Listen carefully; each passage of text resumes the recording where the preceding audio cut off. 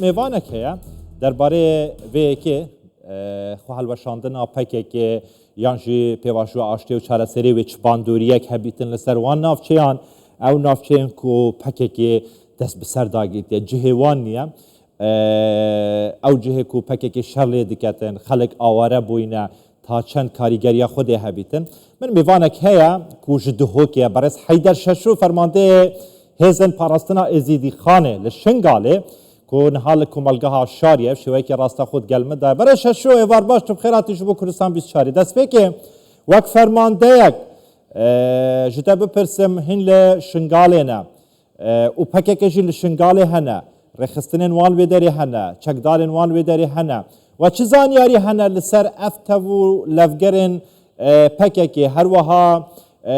xwe helweşandina pekekê di demên dahatî da ve hiç zanyariyek heye ئێوار باش gelek spas birastî jî yanî tiştê cinabê te teqrîra xwe de îşaret pêdayî em jî hêvîdarin wek got xelkê şingarî ka ev meşakilê ê got neqebîna PKK hikûmeta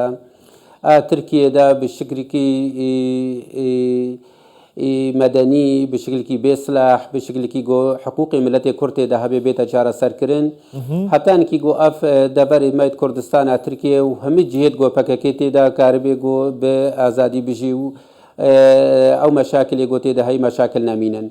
راستی یعنی مثلا ما شنگار جهه کشوان جهانا جهه کشوانه که افرو بله وجودا پککتی ده هیا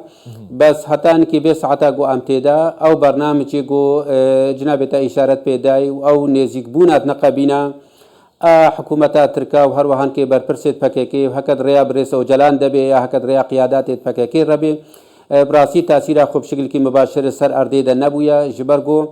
او اطراف نزیکی پککل و دریده بردوام من سروی کاری خوا او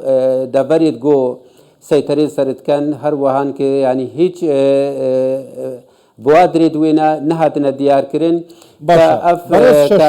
التزامي بوي برنامجي بكن يا او بريارش وان راحت بي پشتي بانگوازي عبد الله اوجلان يا پشتي برسوا پكك جبو بانگوازي عبد الله اوجلان كو گوت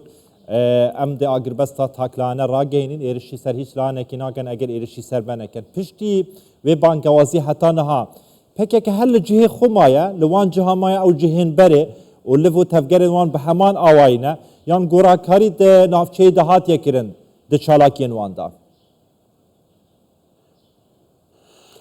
براسي يعني الجي خمانا قران كارية هاتين يكرن هنكي برو خرابتر شويا جبرقو بريا فدركا نادور يعني بدقريتا دخ بازار رجا احداث يقول شنغاري تشيبوين كنقبين اوان اطراف نزيكي بككا وجيش عراقي الوزي تشيبويا وجبر ويناجي چند گنجي خلقي شنغار او نزيكي اطراف بككي هاتنا دستر سركرن بيشتي جو شر وهبچون النقبين اوان وجيش عراقي دا تشيبويا نقاط الرئيسي دا جبر ويناجي براسي ام دعوة الوان اطراف نزيكي بككي كان يا او سرفرشتيا خلقي ما شنغاري كان يقول نزيكي وانا گو دعوة لوي خلقي بكن گو التزام بقانوني بكن گو دعوة بكن چاواني كي لدبري ديتري ايگو افرو پككتي دا دبيجن التزام بگوتنا برس وجلان كان وام ساكنين الكاري خوا حتى انكي گو اشراءات دنونين برچا ام هيبيدار نجبر گو شنگار جيه كان داخل تركيا دايا ام هيبيدار گو او نشاط پككا للشنغاري ده تأثير سرخل كي شنغاري ده نبي وروبرو النقابين اوان وجيش عراقي ده نبي باشه برز ششو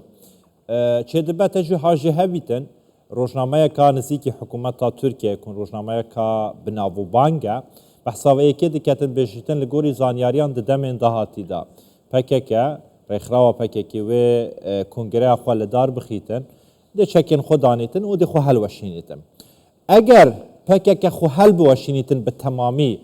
ده شنگال دا وی چر رو بدتن آواره وی وگرن سر جهو حالین خواه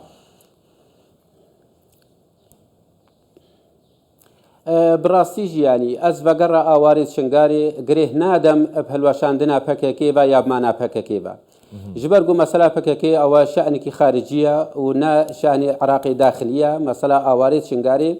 قريهداية مسألة اتفاقيات حكومة عراقي وحكومة كردستاني وهر وهان كي البن اشراف منظمات الدوليه دا وقت اتفاقيات النقابين واندا تشدبن ديتنا مدى بقرا اوارس شنغاري بور بقريهداية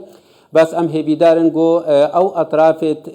معني الحكومه العراقيه دا باركي خب شكل كي درستي رابن لي اورات برش شو اورات بيجان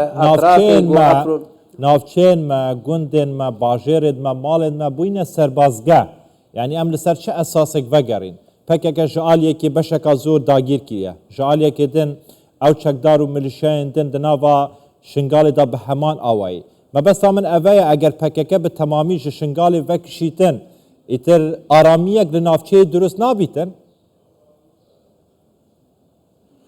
بالتأكيد يعني كأفرو حكومة عراقب أركي خرابي وأفرو بككا وأطراف نزيكي بككي دا سلات الشنغاري دا نبن والسلاح بقرنا دست حكومتي دا يا دست خلقي شنغاري أو خلقي دفاع الشنغاري كري بالصديسات وآرامي بقريتا الشنغاري وخلقي شنغاري كاري بترب أمان بشي وبيقو بين استغلاندنش قبلي هر طرفي اما بنفس الوقت جي ام دبينن مساله معنا بككي مساله سياسيه مساله اتفاقيات بحكومه را مساله بككي الشنغاري ده نب زور الشنغاري ده معنا ديتنا مدى هر وقت حكومه عراقي باركي خراب بشكل كي درستي او اطراف نزيكي بككا وبككا الشنغاري ده نامينه بس وديار حتى نهان كي برياره حكومه عراقي نبويا او بككا الشنغاري دركبي جبروينا اسدعول او خلكي ما نازحت كام اواريس شنغاري كام جو بقرنا سر ملك ومال اخوا براسيجي راستا القلق مجمعات هذا القلق جي هذا افرو داس دانينا سر مالي خلكي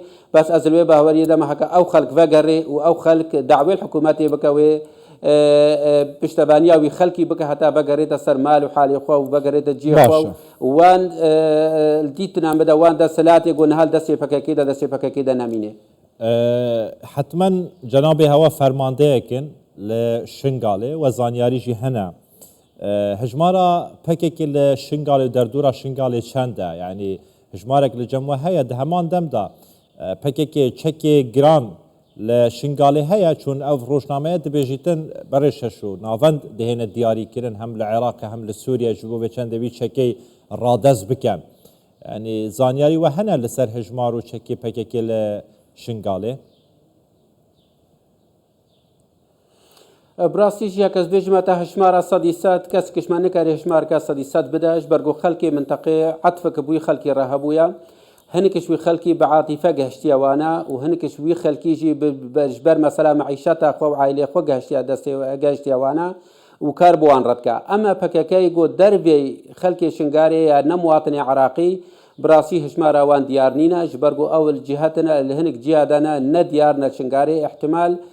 سري صدي بينج شوانا نينا ناسكرن يا نينا دياركرن بشكل علني شنغاري دا اما هكا اما صلاه ديتري بيجن مساله تشكي دوانا بيجم قبل حكومه عراقي بدقري اجبرغو او تشكي يقول لدستي واندا ديتنا مدى وقت وان خالد مشترك هبن وقت النقاط مشترك هبن وقت يقول بجيش عراقي را كار بكن بشكل درستي هشمارا وان شكو سلاحها هكا ندقيق جيبي بس معلوماتي وان البا حكومه عراقي هنا زور باشه برش شو بلاداوی پرس اوه بیتن گله جا بر پرسین پکه که دبیجن جبر ویکی ام لشنگاله نه چونکه ام شنگاله دپاریزین امنیت و آرامیا شنگاله دپاریزین راسته پکه که امنیت شنگاله دپاریزین و خلق شنگاله پاریزیتن یان هزندن و هزا ازید خانه یا بالتأكيد يعني أسكارم تأكيد بكم شورا باراسنا شنغار ندسي بككي دايا هنك دبر هنا بككي سيطرة سرت كانوا خب سر دقرتيا وخلقي وين منطقي جي نرازيا وبراسيجي أسنكار بيجمتا باراس هزا باراسنا إزيد خان يجي أفرو شنغارت باريزي جبرقو نهزا باراسنا إزيد خان بتنيا جبرقو جيش عراقي الودرية وشرطة هيا وفرمانده هيا حشد الشعبي الودري ده هيا هر ايكي الدوف مرابط خو هيا براسيجي يعني قوتك جو ابروش پاراستنا شنگاری ربی بشکل کی درستی درفت بتنی دا درفت ندانی دا بس اسکار بیشم پاراستنا بس اگر پکک خوهل بواشینیتن پاراستنا شنگ پکک اگر خوهل بواشینیتن هیچ کشه د امنیت و آرامی شنگالی دا درست بیتن بالتأكيد نا ووضع شنغاري باشتر بيش برغو شنغار ومسير شنغار نفل وشاندنا بككي وغريدايا ام هیویدارن گو خلک ما و ملت ما تبگه شنگار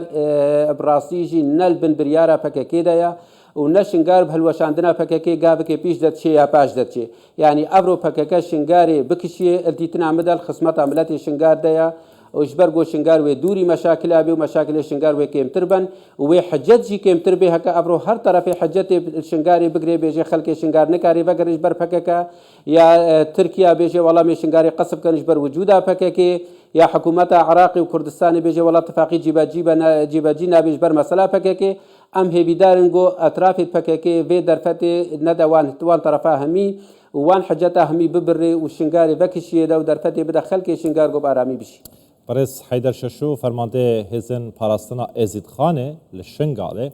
کل کمالگاه شاریا لدهوکت گلما بگلک سپاسین هر هبن